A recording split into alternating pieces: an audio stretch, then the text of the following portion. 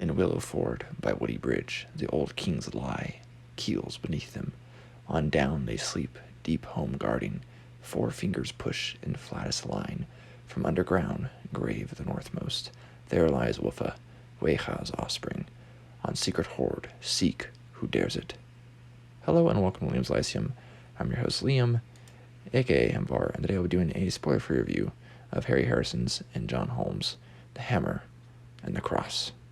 So I've actually read nothing by Harrison before, but I have read something by John Holm, though he hasn't written any other fiction under that name, or really anything under that name. That is a pen name, actually, for the legendary scholar Tom Shippey. So that is actually the big reason I read this one, because it has Tom Shippey's name attached to it. I've actually read one other piece of fiction by Tom Shippey. Oh, and I forget what it's called. It's called something like Dragons, and I think it's published under, like, Thomas Allen. I don't remember. It's an Andromeda 2. I actually have it on my shelf here, edited by Peter Weston. It came out, several decades ago at this point. So anyways, this is book one in a trilogy co-written with Harry Harrison. Again, John Holm is Tom Shippey. So the year is 865, and Ragnar Lothbrok is come to Harry England. Chef, bastard of a Viking and an English woman, is our young protagonist in this alternate history novel. This is not just historical fiction. Chef is almost a slave to his stepfather at the start. He works in large part with the village blacksmith, where he gets the knack for invention. The chapters are divided into three sections, that of Thrall, Carl, and Jarl. The story kicks off when the Ragnarsons take someone close to Chef captive.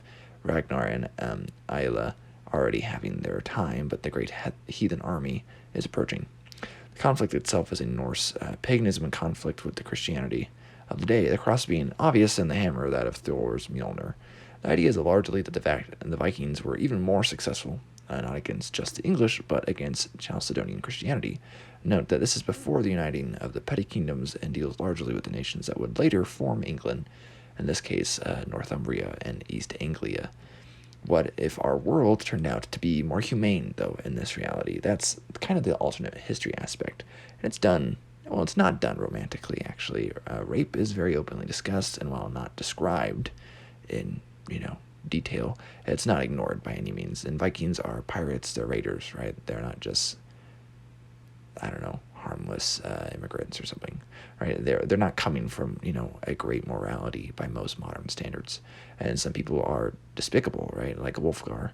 And reality is that some flee from combat as well, which is a natural response. So it's very much not this, super glorious thing. It did come out in 1993, so I guess that makes sense. We're kind of getting into the modern era here, or modern, lowercase modern era. So anyways, there's also the consensual kind of sexual content in this book. It's not overly erotic, but it's not innuendo either. I'm not familiar with Harrison's writing, but, there are some touches that are obviously from Shippey, the types of things I'd think to hear from a philological, lecture by him regarding some historical or linguistic point, and I think they're great. They add to the story. I was also impressed with Chef's ingenuity and inventiveness. It kind of reminds me of some of those alternate history novels that they're more sci-fi, right, because they involve time travel, like Connecticut Yankee and King Arthur's Court or Lest Darkness Fall.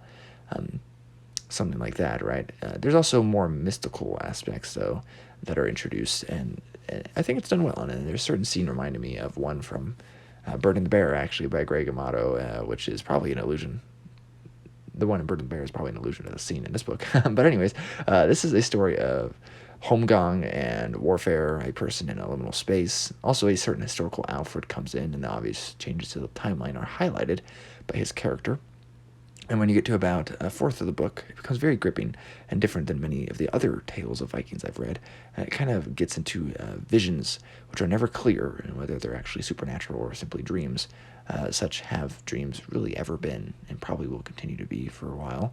And I read this over just a couple days, actually, the anniversary for the Battle of Eddington, which I thought was appropriate. Though we actually get a reworking of the Battle of Hastings here, so it's definitely very much in the alternate history stuff. Don't expect it to be historically accurate in certain historical timeline things, but to definitely take details of the historicity of the period and just play with it pretty much. And it's quite fun and it's entertaining. It is the first of a trilogy, and I do look forward to reading the other books in that. So anyways, Liam from Liam's Lyceum, I'll catch you next time.